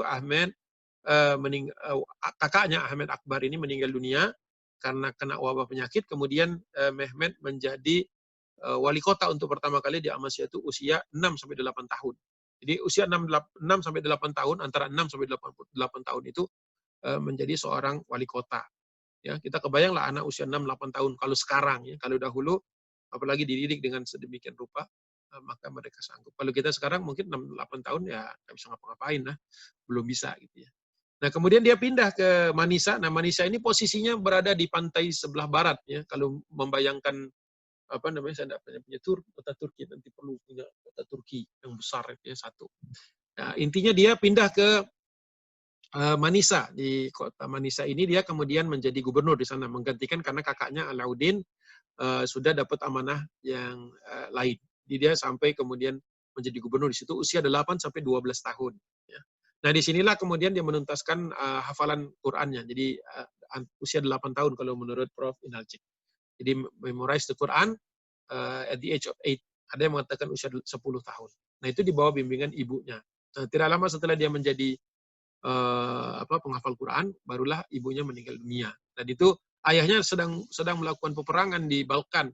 Ayahnya tidak sempat pulang. Dan dia sangat mengingat tentang hal itu. Di kemudian hari dia pernah bertanya kepada gurunya gitu, boleh nggak membenci seorang ayah? Kata dia, ya apa sebabnya dulu gitu kan? Apa sebabnya engkau membencinya? Dia mengatakan bahwa dia kesal apa istilahnya kecewa dengan ayahnya tidak datang ketika ibunya dimakamkan. Terus gurunya tersebut ya konon katanya ini adalah Aks Samsudin ya, walaupun saya lebih menduganya Mulla Ghorani sepertinya ya kalau dari segi kronologi ya. Dia mengatakan bahwa ayahmu tidak pulang karena dia tidak bisa pulang, bukan karena tidak mau pulang ya. Jadi apa istilahnya nih punya tugas negara. Jadi dia tidak pulang bukan karena tidak sayang, karena dia tidak bisa pulang, karena dia harus mengurusi wilayah yang lain. Kalau ayahmu pulang untuk melihat ibumu meninggal dunia, mungkin akan ada daerah-daerah yang terpaksa ditinggal dan kalah. Nah, berapa banyak ibu-ibu yang akan mati ketika diserbu oleh musuh di daerah tersebut, atau berapa banyak yang nanti bisa ditawan dan sebagainya. Barulah sedikit demi sedikit Mehmet itu kemudian kekecewaannya kepada ayahnya, ya, quote unquote kekecewaan dia kepada ayahnya itu sedikit berkurang. Jadi ada sisi seperti itu. Ada sisi Mehmet yang ya bahkan ada yang Prof. Halil mengatakan dia termasuk orang pendiam, gitu ya. Di awal-awal di usia muda itu pendiam. mungkin kadang-kadang suka diartikan introvert dan sebagainya. Tapi sesungguhnya tidak seperti itu. Memang dia diam waktu itu karena memang dia bukan seorang yang memang senang berbicara. Lebih senang melakukan tindakan yang beramal. Nah, hafalan Al-Quran di Manisa itu disetorkannya pertama kepada ibunya, kedua ibunya menyuruh mendatangi Mula Sinan. Ya, dulu ada beberapa guru, ada 10 gurunya. Kalau saya pernah bikin listnya, 8 gurunya itu. Nah, salah satunya adalah Mula Sinan. Mula Sinan ini yang kemudian rata-rata guru Mehmet itu kalau zaman dahulu kan waktu itu di Turki belum ada pusat-pusat pendidikan untuk sekali berulama. Jadi ulamanya Turki Utsmani itu rata-rata lulusan kalau tidak Mesir ya, Al-Azhar, atau di daerah seperti Halab ya, Aleppo, atau Damaskus, atau ke Madinah ya, biasanya seperti itu, atau ke Al-Quds. Jadi lulusan sana. Seingat saya tidak ada yang lulusan Baghdad ya. Seingat saya, mungkin saya keliru. Jadi rata-rata seperti itu. Makanya kalau ada juga yang membahas secara kesanatan ilmu. Para ulama-ulama Turki ini kan ada yang biasalah miring kan. Kalau Turki itu biasanya suka dimiringkan sama orang-orang. Ya, dikatakan mana mungkin nih Mehmet ini punya ilmu. Kenapa guru-gurunya juga nggak punya sanad? Saya mau ketawa guling-guling itu. Ya. Nggak tahu kalau Mullah Quran itu punya sanad langsung dari berbagai ulama-ulama besar yang ada di Damaskus dan di Mesir, dan itu kemudian sampai kepada Rasulullah SAW. Jadi ya jangan terlalu cepat lah, jangan terlalu ngegas lah kalau ngoreksi orang. Yang ngoreksi diri sendiri aja dulu ngegasnya. Nah, baru kemudian di Manisa inilah kelihatan. Nah, salah satu maaf, saya kecepatan. Salah satu karakter yang muncul ketika Mehmet ini ada di Manisa ini adalah dia senang belajar bahasa, di samping bahasa Turki dan bahasa Arab tentu saja. Ya, ingat di zaman itu Sultan itu rata-rata bisa berbahasa Arab waktu itu ya. Mulai diduga tidak bisa berbahasa Arab itu di zaman Tulip. Di zaman Tulip gimana nyeritainnya?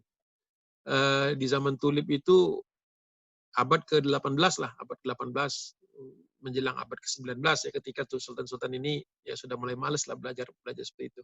Walaupun ini juga masih harus dibuktikan lagi. Karena sampai dengan Sultan Abdul Hamid kedua itu masih bisa bahasa Arab. Ya, jadi ya ini juga nih kasuistik. Nah, kembali kepada Mehmet, satu hal yang menyentak dia adalah ketika di Amasya, waktu dia menjadi wali kota di Amasya, hampir seluruh warga Amasya itu orang Turki. Jadi cukup dengan menggunakan bahasa Turki dia bisa memberikan instruksi dengan jelas. Nah, dia menggunakan bahasa Arab ya kepada guru-gurunya tentu saja. Nah, di Manisa dia melihat bahwa Turki Utsmani ini masyarakatnya tidak semuanya Turki, tidak homogen. Ada orang-orang Yunani yang berbahasa Greek, kemudian ada juga para pedagang dari Yahudi yang menggunakan bahasa Ibrani dan lain sebagainya. Dan juga dia menemukan orang-orang dari daerah-daerah yang lain. Nah, oleh sebab itu dia minat bahasa ini muncul di Manisa. Dan dia mulai belajar berbagai bahasa yang lain, dan nanti diketahui ketika ditanya kenapa dia belajar bahasa ini ya karena kebutuhan-kebutuhan untuk ketika nanti suatu saat dia memimpin. Jadi dia tidak mau sampai dia belajar bahasa Latin itu dalam rangka dia tidak mau didiktekan oleh orang untuk menulis surat kepada pembesar-pembesar Eropa ya, termasuk kepada Paus gitu ya. Saya tidak tahu apakah menggunakan bahasa Perancis Paus waktu itu atau masih menggunakan bahasa Latin. Tapi di gereja-gereja Roma ya menggunakan Latin biasanya sebagai bahasa agamanya mereka. Mungkin seperti itu. Nah, ketika kemudian dia di dalam di dalam penugasan ya dan di dalam pendidikannya ini cemerlang, maka kemudian ayahnya membawa dia kembali ke Edirne. Jadi ini juga berkaitan dengan ketika meninggal dunianya kedua kakaknya ya. Kakaknya Alauddin meninggal, Akbar juga meninggal dunia. Akhirnya memang mau tidak mau Murad kedua ini anak laki-lakinya yang survive tinggal Mehmet.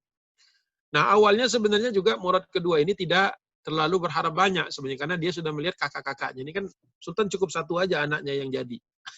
Maaf, nggak seburuk itu ya penyebutannya atau istilahnya itu. Tetapi sebagai sultan satu saja anaknya itu yang kemudian qualified dan cukup buat dia karena itu bisa meneruskan sebagai sultan berikutnya. Justru malah masalah kalau misalnya lebih dari satu karena biasanya suka ada keributan di antara bersaudara ya, sibling rivalry lah katakan seperti itu. Jadi ketika Akbar meninggal dunia, kemudian Ali Akbar meninggal dunia, Ahmad Akbar meninggal dunia, kemudian Alauddin Ali meninggal dunia, maka dia tinggal anaknya saja nih usia 12 tahun. Dan ketika dia dipanggil ke Edirne, bapaknya kaget. Kaget itu apa? Sadar ya, kaget itu sadar bahwa dia selama ini kurang memperhatikan Mehmet. Maka kemudian didatangkan guru-guru begitu banyak untuk membackup supaya bisa meningkatkan kapasitas anak ini. Mungkin Murad kedua punya feeling kalau usia dia tidak terlalu lama lagi. Nah, disinilah nanti mungkin waktunya kita akan bahas di kesempatan yang lain. Disinilah kemudian diintroduce oleh ayahnya, diperkenalkan dengan Mullah Ahmad Ghorani. Ya. Mullah Ahmad Ghorani. Ini guru pertamanya sebelum ketemu Ak Samsuddin. Ak Samsuddin itu agak di akhir. Ya. Ketemu Ahmad Ghorani, ini alumni Al-Azhar. Ya. Alumni Al-Azhar, ulama senior di Bursa. Kita tahu dulu di Bursa itu adalah pusat. Jadi setelah ibu kota dari Bursa pindah ke Edirne, di Bursa ini kemudian menjadi semacam pusat pendidikan para ulama. Makanya kalau yang sudah ke Bursa kan ada namanya Ulu Jami. Nggak harus ke Bursa kalau mau ke Ulu Jami, ya. Di Jakarta Selatan juga ada Ulu Jami. Tapi kalau mau ke tempat di mana Ahmad Ghorani pernah bertugas, ya harus ke Bursa. Jadi kalau ke Ulu Jami, ya masjid Ulu. Ulu itu utama, besar ya. Ulu itu kayak kalau kita itu grand gitu ya. Jami, ya Jami itu masjid ya. Di Ulu Jami. Nah, disinilah dia mendapat sentuhan langsung dari Mullah Ghorani. Dan dari sinilah kemudian belajar banyak tentang politik, tentang kenegaraan, ya, di backup oleh Mullah Ghorani. Nah, mungkin sampai di sini kita break supaya ada waktu untuk tanya jawab sampai dengan sekitar jam 9.45 atau 9.50 atau jam 10 boleh juga. Karena menurut saya ini sebagai saya cek batasan kajiannya. Ya, sudah hampir habis ini. Ya, sudah hampir habis untuk bagian pertama. Jadi menurut saya bagus ditanya jawab saja. Billahi taufiq wal hidayah. Assalamualaikum warahmatullahi wabarakatuh. Waalaikumsalam warahmatullahi wabarakatuh. Jazakallah khair Ustadz Agung Waspodo yang telah memberikan materinya di sesi pertama ini, karena insya Allah rencananya kita akan dibagi dalam 4 pertemuan. Nanti kita atur waktunya kapan bisa bertemu lagi untuk 3 sesi berikutnya. Baik, untuk kesempatan tanya jawab dipersilakan. Tadi yang pertama kali ingin bertanya Bapak Sony Iskandar. Bapak Sony, dipersilakan Pak. Terima kasih. Assalamualaikum warahmatullahi wabarakatuh. Waalaikumsalam warahmatullahi wabarakatuh. Selamat pagi ya Pak Ustadz. Selamat pagi. Jazakumullah khair. Ya, Izin bertanya, saya tadi mengikuti kajian tadi. Tadi disebutkan Pak Ustadz bahwa ayahnya Al-Fatih menyadari bahwa dia kurang perhatian selama ini ke Al-Fatih, sehingga begitu beliau menyadari, beliau kemudian tanggap untuk mencarikan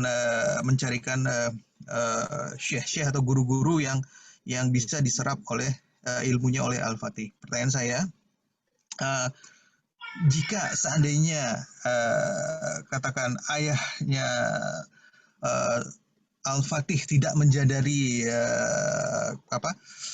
talent atau kemampuan yang dimiliki oleh Al-Fatih, apakah cerita mengenai penaklukan Konstantinopel itu bisa juga berubah atau bagaimana? Bagaimana dalam kajiannya ini menurut Pak Ustadz Agung Waspodo? Demikian pertanyaan saya. Terima kasih. Assalamualaikum warahmatullahi wabarakatuh. Waalaikumsalam warahmatullahi wabarakatuh. Ya, Pak Sony, terima kasih atas pertanyaannya. Memang kondisinya, maaf, kalau saya melihat memang waktu itu tidak banyak pilihan. Jadi bukan karena talent, tapi karena memang ya no other choice. Ibaratnya inilah anak satu-satunya. Kalau Fatih sakit meninggal dunia, itu Murad kedua tidak punya, Sultan Murad kedua tidak punya penerus. Bisa jadi kakaknya atau adiknya. Adik dari Murad ya, dari pamannya Fatih yang jadi. Dan itu juga sempat jadi masalah kan, di zaman Fatih ada namanya Jem. Jem itu adiknya dari Murad kedua yang kemudian sempat ditawan oleh Bizantium. Ya, ada yang namanya Orhan. Bukan Jem. Jem itu di zamannya Sultan Sulaiman. Ada yang namanya Orhan. Ya, Orhan itu juga sempat jadi bargaining chip oleh orang-orang Bizantium, ya kekaisaran Bizantium, untuk menekan Mehmed. Ya. Jadi begitu. Jadi memang ayahnya ya sedih juga tentu saja karena mungkin ada penyesalan ya, layaknya kalau seorang ayah sadar kalau dia kurang perhatian kepada anaknya ya. Sedangkan pada saat itu ya sudah tidak ada pilihan lagi kecuali ya Fatih ini karena Mehmed ini ya, Mehmed kedua ini. Belum jadi Mehmed kedua karena belum tahu, baru mau jadi Syahzadi Mehmed. Begitu saja kalau di buku-buku tidak ada Atsaninya tidak dibuat. Baru disebut Atsani setelah jadi sultan. Karena jelas-jelas ada yang kedua. Jadi Syahzadi Mehmed ini ya inilah satu-satunya harapan. Ya, jadi bukan berdasarkan karena talentnya, tapi talent itu sudah ada dari awal, sudah potensi itu sudah ada. Dia penunggang kuda yang baik, dia pemanah yang baik. Ya ini basic skills lah yang harus dikuasai semua anak di zaman itu, apalagi anaknya sultan. Ya, jadi bukan pilihan kayak kita kepengen belajar panah gitu, kepengen naik kuda, bukan. Dulu itu given, itu maksudnya standar kurikulum harem lah kalau mau nambahin plusnya harem tuh. Jadi harus anak laki-laki harus bisa ini, perempuan harus bisa ini, itu udah set skillsnya sudah ada. Jadi ayahnya hanya tinggal menambahkan hal-hal yang menurut ayahnya ini akan cepat mengupgrade-nya. Ini apa-apa saja yang perlu dipelajari itu juga sekolahnya lumayan tinggi kalau saya lihat. Itu saya akan bahas di dalam kesempatan berikutnya ya. Apa saja kurikulum yang dipelajari oleh mereka, siapa saja guru-gurunya, itu ada 8 gurunya. Itu nanti untuk sesi kedua. Jadi jangan diulik-ulik sekarang. Gitu. Jadi insya Allah artinya pendidikannya itu sebenarnya standarnya sudah ada, tinggal ayahnya merasa perlu memberikan tambahan-tambahan lah, sehingga mendatangkan guru yang begitu banyak. Begitu Pak Soni, mudah-mudahan jelas. Ya kalau misalnya disampaikan kepada apakah terjadi perubahan, ya bisa jadi kalau Allah sudah takdirkan seperti itu, tanpa pendidikan ayahnya juga tetap futuh bisa.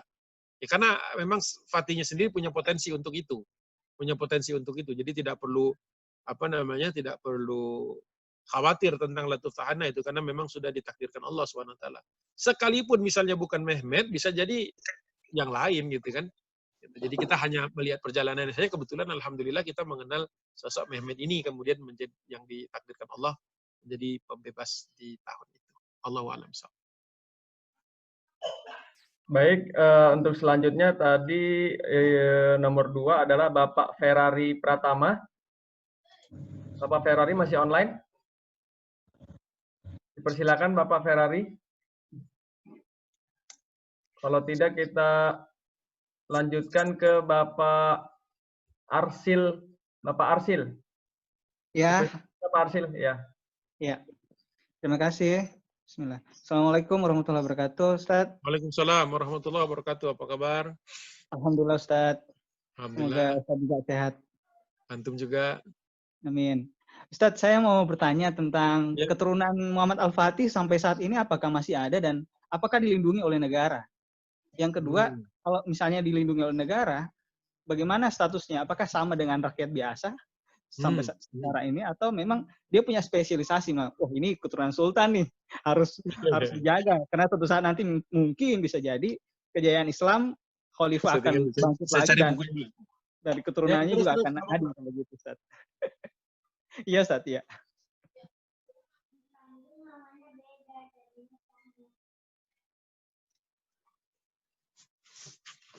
Wah, ini terus terang saya nggak hafal. Kalau coba saya cek dulu ya. Harusnya mereka secara turun-keturunan memang semuanya keturunan Osman ya. Coba saya cek ya. Osman turun ke Mehmed. Mehmed ke sini. Wih, kurang clear ini. Mehmed Osman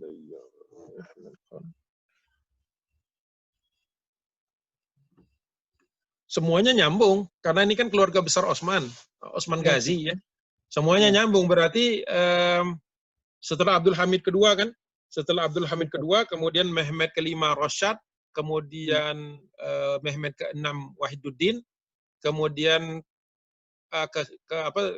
kekhilafahan Turki Utsmani kan dihapuskan tahun 1924. Tapi setelah itu masih ada yang meneruskan secara informal ya, tidak lagi berkuasa. Abdul Majid kedua kalau tidak salah namanya ya.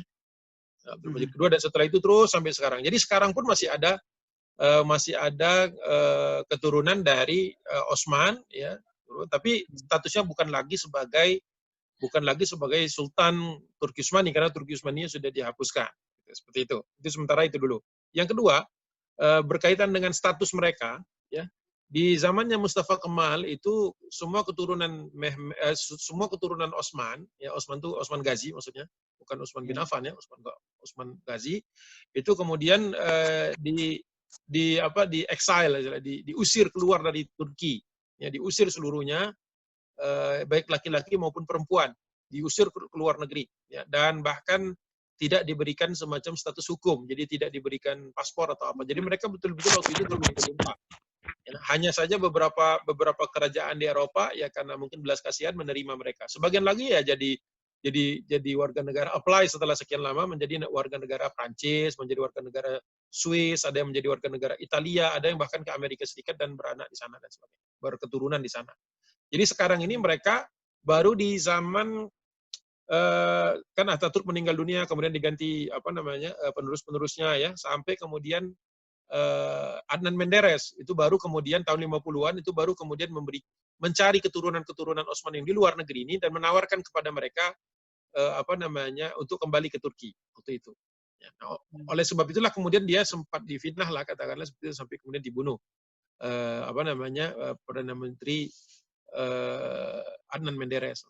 Nah, baru kemudian di zaman Akparti, di zamannya Erdogan, waktu masih jadi Perdana Menteri dulu, itu kemudian menawarkan kepada mereka citizenship. Jadi menawarkan kepada mereka untuk kembali menjadi warga negara Republik Turki, bukan khilafahan lagi, bukan Turki Utsmani, bukan kesultanan. Sebagian ngambil dan pulang. Ya. Jadi sebenarnya waktu itu yang di exile itu ada hukum di zaman Ataturk itu, di zaman Mustafa Kemal itu, bahwa yang laki-laki baru akan dipertimbangkan lagi itu statusnya setelah sekian puluh tahun, 30-an tahun. Yang perempuan waktu itu 20 tahun sudah boleh balik. Tapi karena mereka ini rata-rata sudah menikah dengan orang asing, ya tidak ada yang pulang.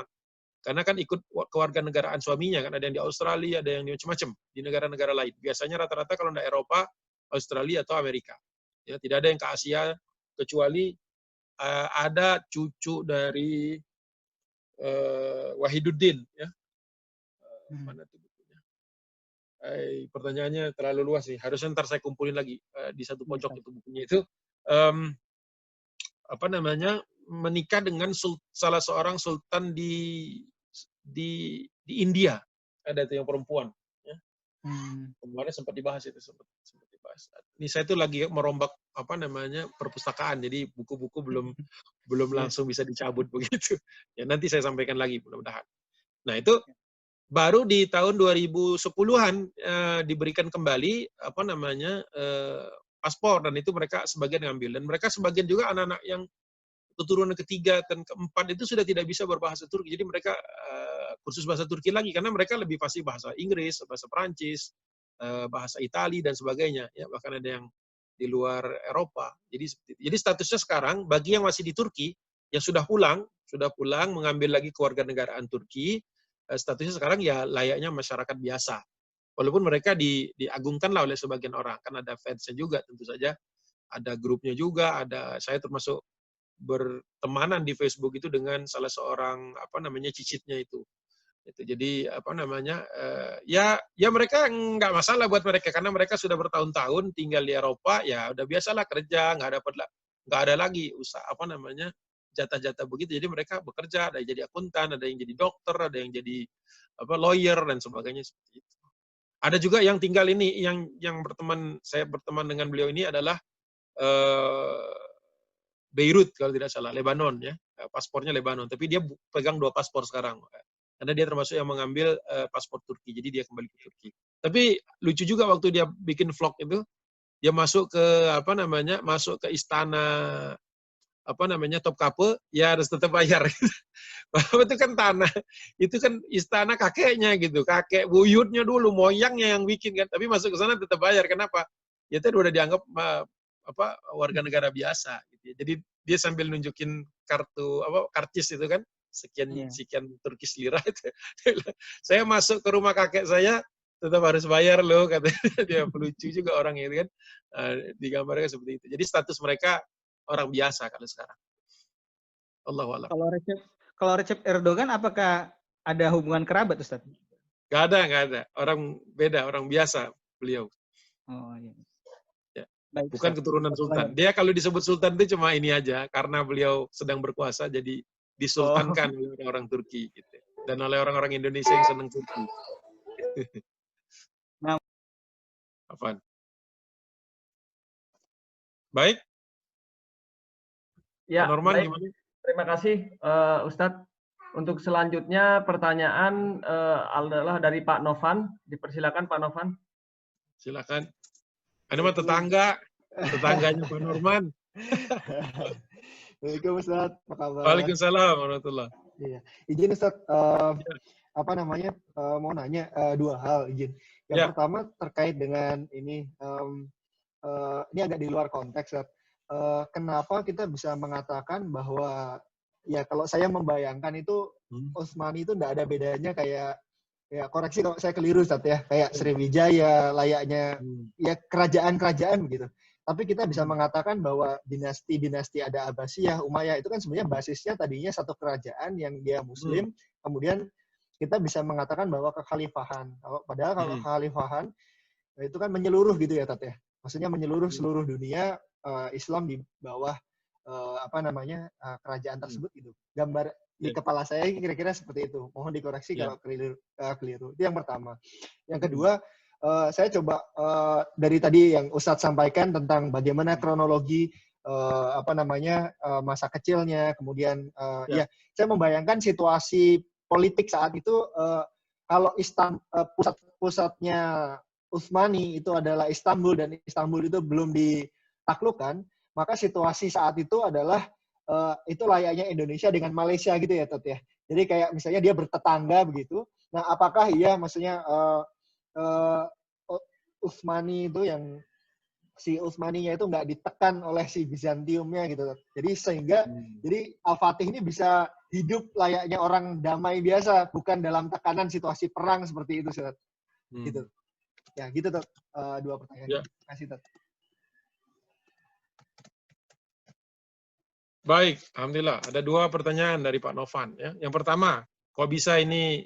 Pertama, kalau perbandingannya Sriwijaya, ya Sriwijaya dasarnya bukan Islam, jadi yang nggak bisa disamakan.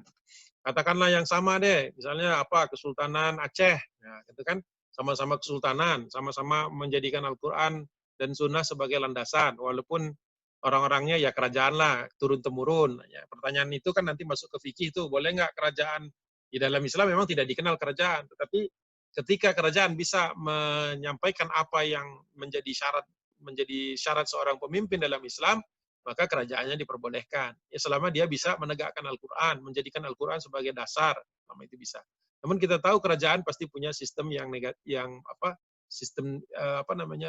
faktor-faktor minusnya ya, yaitu ketika terjadi perebutan antara ahli waris untuk menjadi sultan. Nah, di situ kemudian sisi keislamiannya mungkin hilang. Tapi makanya kemudian setiap sultan yang memimpin, satu raja lah katakanlah mau disebut raja seperti itu, ketika dia kembali kepada Al-Quran, kita menemukan bagaimana sultan-sultan yang adil. Ya, kita menemukan misalnya seperti Sulaiman Qanuni, kemudian Harun ar-Rasyid, kemudian siapa lagi dari tempat-tempat lain ya, misalnya Salahuddin al-Ayyubi, misalnya begitu. Kemudian banyak gitu. Ya, kenapa mereka ada di dalam sistem kerajaan, sistem kedinastian, tapi kemudian Islami, yaitu tadi. Karena syaratnya bukan bentuknya seperti apa, tetapi bagaimana dia bisa melaksanakan hukum-hukum Allah. Satu.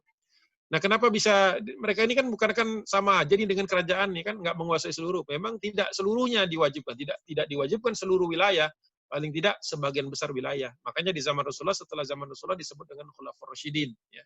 Nah, Khulafaur Rasyidin inilah yang dianggap paling dekat dengan sistem nubuwah, ya, kenabian. Karena apa? Tidak ada sistem dinasti dan sebagainya, dan wilayahnya pun berkembang yang tadinya hanya satu wilayah kecil. Nah, setelah kemudian menjadi zaman Umayyah, mulai terjadi perpecahan ya, dalam tanda kutip sebenarnya wilayah timur dan wilayah barat. Yang di barat ini adalah yang di Andalus. Ya, di Andalus ini nyaris seperti kerajaan sendiri. Nah, ketika kemudian muncul Abbasiyah, barulah fragmentasi itu betul-betul terjadi. Jadi pertama kali di era Daulah Abbasiyah inilah kemudian kita mendapati negeri-negeri kaum muslimin di barat dan di timur ini sepertinya satu dengan yang lain tidak lagi satu pandangan. Oleh sebab itulah kemudian kita merasa, loh, kok cuma sebagian saja diklaim sebagai khalifah. Nah, masuk kepada apa kriterianya menjadi seorang khalifah. Waktu itu yang sederhana adalah mereka yang menguasai dalam tanda kutip atau melayani kalau mau dilihat dari sisi yang lain kedua tanah suci, yaitu Mekah dan Madinah. Gitu. Dan ditambahkan lagi nanti dengan Al-Quds, makanya ada tiga tempat itu. Jadi siapa yang melayani dalam tanda kutip melayani itu betul-betul ketika jamaah haji datang dia harus memprovide seluruhnya. Jadi jamaah haji waktu itu hanya bayar perjalanan, apa istilahnya ongkos perjalanan saja. Atau sampai di sana itu sudah menjadi tanggung jawab. Nah, selama yang bisa memprovide itu maka dianggap khalifah waktu itu. Walaupun mungkin secara zona, secara wilayah ya kayak misalnya Salahuddin Al-Ayyubi kan kekuasaannya sampai ke Yaman, termasuk juga Mekah dan Madinah, termasuk Mesir, sebagian besar Syam, tapi tidak seluruh wilayah. Libya ke barat dan Irak ke timur itu bukan wilayah Salahuddin Al-Ayyubi, tapi Salahuddin bisa disebut pada waktu itu daulah. Ya. Karena apa? Walaupun sebenarnya khalifahnya sendiri masih di Kairo waktu itu. Ya, khalifahnya di Kairo gitu dan seterusnya. Jadi waktu itu Abbasiyah masih tinggal nama lah, katakan seperti itu. Sudah tinggal nama. Itu bagian pertama. Jadi masalah istilah dan kemudian masalah legitimasi dan semuanya ijtihad. Ya tidak ada yang mutlak-mutlakan. Tapi ya begitu. Jadi kalau sekarang kenapa Arab Saudi dianggap sebagai ya quote on quote lah pemimpin dunia Islam, walaupun dia sendiri tidak mau menggunakan istilah khilafah. Karena kan ketika dia mengatakan istilah khilafah itu dia akan terbebani dengan sendirinya. Ya kehidupan raja-raja bukan raja ya, sebagian dari keluarga raja itu kan ya tidak Islami, kita tahu gitu. Tapi ya itulah karena beliau pelayan Mekah dan Madinah ya bisa dianggap sebagai pimpinan negeri-negeri Islam inilah, katakanlah seperti itu. Walaupun banyak juga negara yang mungkin tidak setuju dengan itu. Dan kalau juga ditimbang dari segi kekuasaan juga mungkin beda. Oke, itu nomor satu. Nomor dua, sebenarnya pada waktu itu kehidupannya cukup mencekam juga ya. Tapi memang tidak semencekam ketika di zaman Osman, Orhan dan Osman, Orhan, Murad ya, awal ya, Murad pertama ya, seperti itu. Karena apa? Karena waktu itu ya, Turki masih kecil. Kalau di zaman ketika sudah ibu kota di Edirne, sebenarnya Bizantium itu sendiri sudah bisa dikatakan sudah minoritas, justru yang mayoritasnya Turki. Nih, saya kasih pertanyaan di sini nih. Menjelang, mudah-mudahan bisa dilihat.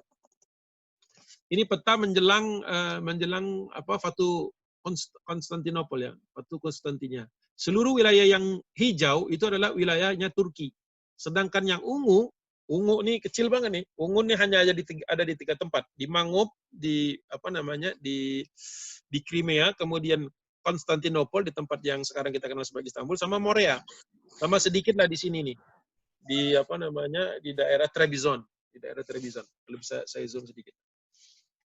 Jadi memang mau ke timur dan ke barat atau ketika Mehmed atau keluarga Mehmed itu dari Asia mau ke Eropa, itu mereka sudah ya relatif tanpa khawatir diganggu oleh Bizantium. Jadi Bizantium itu sudah lemah. Kenapa masih juga belum futuh? Ya tadi, karena memang seperti saya katakan tadi nih, di benteng ini udah kelas internasional lah, katanya kelas dunia waktu itu. Jadi walaupun tinggal kota ini saja, asumsinya itu tinggal kota ini saja dan beberapa wilayah di sekitarnya, itu nggak semudah membalikkan tangan, katanya. Makanya Mehmed kemudian kan ketika dia sudah mulai nanti di pembahasan sesi ketiga nanti ya 2 kali pertemuan ke depan, itu barulah Mehmed kemudian menurunkan semua lessons learned dari sultan-sultan sebelumnya. Apa yang menyebabkan mereka gagal? Ada yang gagal karena tidak bersatu, mereka bergagal karena kurang dana, ada yang gagal karena kurang perencanaan, ada yang gagalnya karena kurang teknologi. Nanti sama dia disatukan semua. Inilah what makes him so special itu. Gitu. Jadi kenapa dia jadi pembicaraan terus, karena dia bisa mengambil pelajaran-pelajaran berharga dari orang-orang sebelumnya, termasuk ya dari zaman awal, dari zamannya Abu Ayyub Al-Ansari sampai kemudian masa dia berhasil melaksanakan itu. Jadi, tetapi di sisi yang lain dia di satu sisi dia adalah seorang yang berhasil, Allah berikan keberhasilan itu. Tapi di sisi yang lain dia sering mengatakan bahwa kalau bukan karena ayah saya, kakek saya dan seterusnya, ini nggak akan terjadi. Tidak akan terjadi karena wilayahnya kan waktu itu masih kecil sekali kan, awal-awal itu masih kecil sekali, tidak seluas itu. Begitu. Ya, jadi mungkin kalau analoginya Malaysia dengan Indonesia mungkin kurang pas. Allahu a'lam. Jazakallah. Baik ya. Terima kasih. Untuk selanjutnya Pak Lubis. Silakan Pak Lubis. Assalamualaikum Ustaz. Waalaikumsalam. Tolong agak dekat dikit, suaranya kecil.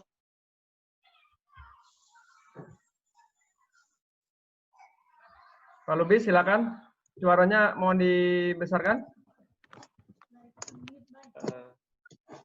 Assalamualaikum. Dengar Ustaz? Waalaikumsalam warahmatullahi wabarakatuh. Mau nanya Ustaz Ya. terkait ketika Sultan Mehmed di umur 2 tahun sampai 7 tahun, kemudian ketika dia ditugaskan menjadi wali kota, apakah sifatnya hanya sebagai pemangku jabatan saja, ataukah sudah memutuskan kebijakan di umur segitu, gitu Ustaz. Kemudian yang kedua Ustaz, ketika Sebentar, saya catat dulu sebentar. Saya tadi lagi ngeliatin slide-nya nih. Bentar. Usia wali kota, apakah kebijakan ya, ya, pemutus kebijakan, atau hanya simbolis ya? Pemangku jabatan saja. Oke. Ya. Atau Kemudian hanya yang kedua, jabatan. Ustaz, ketika Ya. Sultan Murad berperang di Balkan, itu Sultan Mehmed kan masih kecil. Nah, siapakah yang menjadi wakilnya? Apakah Sarajam Halil Pasha waktu itu, ataukah siapa gitu Ustaz? Mungkin itu aja Ustaz. Terima kasih Ustaz. Assalamualaikum warahmatullahi wabarakatuh. Waalaikumsalam warahmatullahi wabarakatuh. Baik, terima kasih. Ini pertanyaan yang menarik. Waktu usianya masih usia wali kota di Amasya itu memang terkesan seolah-olah hanya jabatan. Tetapi ada beberapa cases yang memberitahu bahwa menunjukkan kepada kita bahwa dia juga sebagai pengambil kebijakan. Karena waktu itu dia sempat lama sekali tidak pulang ke rumah, atau tidak pulang ke tidak pulang ke ke asramanya itu karena dia jadi ditanya sama ibunya, kenapa nggak pulang-pulang, itu kan sudah malam dan sebagainya. Karena kata dia ada satu urusan kewalikotaan yang dia waktu itu tidak bisa pecahkan. Dan kata ibunya, kalau kau tidak bisa pecahkan, bertanyalah kepada Allah. Gimana saya mau bertanya kepada Allah? Kan kau manfaatkan hafalanmu itu. Jadi ada dialog-dialog kecil seperti itu ada di kitab-kitab lama itu. Dialog-dialog kecil seperti itu yang menjelaskan betapa Mehmed itu memikirkan tentang kota Amasya itu. Jadi bukan sebatas dia jabatan yang melekat karena dia Syekh tapi karena dia memang memikirkan memikirkan keputusan-keputusan yang harus diambil. Jadi waktu itu memang walau alam tidak ada keterangan apakah betul setiap hari dia seperti itu, tetapi dengan dia tidak mau pulang ke rumah dan kemudian tinggal tidak mau pulang ke ke asramanya, dan kemudian dia tinggal cukup lama di masjid yang nempel bukan istana ya, jadi kayak kantor lah gitu, kantor dari wali kota, itu menunjukkan bahwa dia serius ketika mendapatkan tugas atau amanah tersebut. Wallahu alam, itu yang pertama. Yang kedua, waktu berperang ya biasanya sadrazam itu justru berangkat bersama sultan. Jadi yang ditinggalkan untuk memimpin di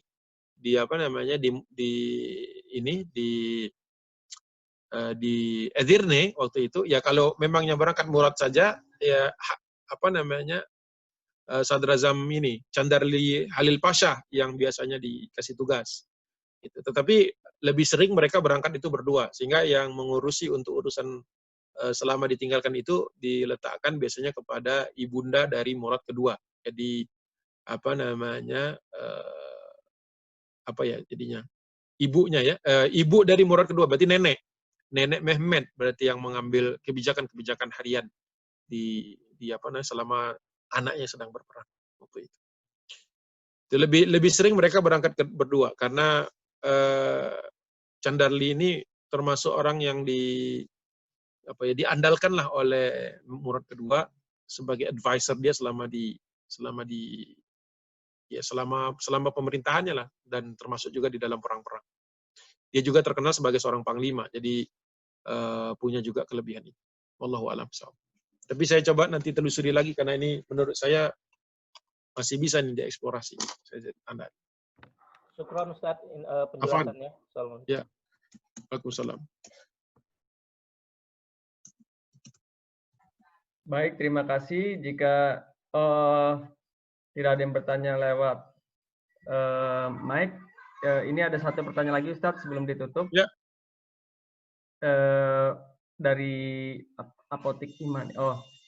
Pola pendidikan Al-Fatih ini sejak kecil sampai usia SMP SMA. Kira-kira sekolah mana saja? Ini mungkin ingin diaplikasikan buat sekarang, Ustadz. Kira-kira sekolah mana saja di Jabodetabek sebagai benchmark yang mirip dengan pola pendidikan Al-Fatih ini? Waduh. Dipromosi ya Ustadz ya. Ya mungkin gambaran umum aja Ustadz. Bagaimana Ustadz?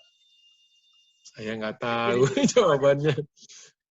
Pertama saya nggak tahu semua sekolah yang ada di Jabodetabek, itu ya pertama. Yang kedua, kalaupun saya tahu, saya nggak menyelami setiap sekolah gitu. Jadi saya nggak tahu apakah dekat dengan, mungkin kalau yang namanya Fatih aja kali ya, tapi itu kan nama aja, kita belum tahu dalamnya seperti apa. Mungkin secara umum sebenarnya semua sekolah yang memberikan pendidikan penekanan pada pendidikan karakter Islam, menurut saya itu ya paling tidak tradisi pendidikan Fatih lah. Ya kalau betul-betul fix sama itu ya mungkin saya belum tahu ya apakah ada gitu ya. Mungkin ada yang mengatakan ini sudah paling dekat. Ya mungkin juga seperti itu. Wallahu a'lam bishawab. Tetapi selama pendidikannya pada karakter Islam, kemudian menggali bakat-bakat atau memaksimalkan bakat dari anak-anak kita ini dan mendekatkan mereka kepada kepada nilai-nilai Islam ya. Dan juga mengisahkan kepada mereka kisah-kisah tentang perjuangan kaum muslimin dari sejak zaman sahabat sampai dengan Turki Utsmani, ya menurut saya bagus semua itu. Karena repot juga kalau saya ngomong ini, nanti orang pada pindah anaknya ke situ semua, itu kan secara ini tidak mungkin gitu kan. Kita juga harus yakin bahwa setiap sekolah bisa lah mencetak seperti ini asal diberikan wawasan yang cukup dan adanya keinginan untuk melakukan itu. Allahu a'lam bishawab. Baik, terima kasih kepada Ustadz yang telah menjawab pertanyaan-pertanyaan dari jamaah. Ini ada pertanyaan lagi, tapi sepertinya sudah dijawab tadi mengenai apakah Sultan Mehmed itu karena auto turun atau diwariskan, atau memang secara kapabilitas. Tapi sepertinya sudah disampaikan tadi Ustadz ya. Baik, terima kasih sekali lagi kepada para jamaah yang sudah berpartisipasi. Silakan bisa dilihat di grup chat, ada pesan yang mungkin sangat penting. Silakan. Jadi kita insya Allah akan kembali membahas ini 3 pertemuan lagi. Insya Allah nanti akan kami atur waktunya dan juga akan kami informasikan kepada para jamaah, dan mungkin Ustadz juga biasanya update di Facebook-nya. Jadi insya Allah tema ini akan berlanjut sampai 3 pertemuan atau total 4 kali pertemuan. Bisa kita tuntas bahas sampai bagaimana benar-benar futuhat itu berlangsung, karena memang secara keilmuan kita harus membacanya secara utuh. Insya Allah nanti Ustadz Agung akan menyampaikannya. Jazakallah khair kepada Ustadz Agung Waspodo yang sudah memberikan waktu. Mohon maaf atas kesalahan teknisnya Ustadz sebelumnya. Mungkin ke depan tetap jam 9 ya, biar ada waktu ya. Kalau misalnya Ahad ya. Baik Ustadz, akan kami catat. Ya. Karena ini juga waktu masih Syawal, kami ucapkan taqabbalallahu minna wa minkum, taqabbalallahu ya karim, minal aidin wal faizin. Mohon maaf lahir batin atas kesalahan, mungkin kekurangan kami selama ini. Baik, mari kita sama-sama tutup dengan membaca doa kafaratul majelis. Subhanakallahumma wa bihamdika asyhadu an la ilaha illa anta astaghfiruka wa atubu ilaik. Sampai ketemu di pertemuan selanjutnya. Alhamdulillahirabbil alamin. Assalamualaikum warahmatullahi wabarakatuh. Waalaikumsalam warahmatullahi wabarakatuh. Terima kasih Ustaz. Sama-sama, Afan izin ya, off dulu. Ya Ustaz. Assalamualaikum. Waalaikumsalam warahmatullahi wabarakatuh. Terima kasih Bapak-bapak, Pak Novan, Pak. Terima kasih.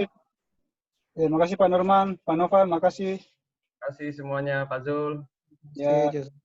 Semoga bermanfaat. Amin. Assalamualaikum. Waalaikumsalam.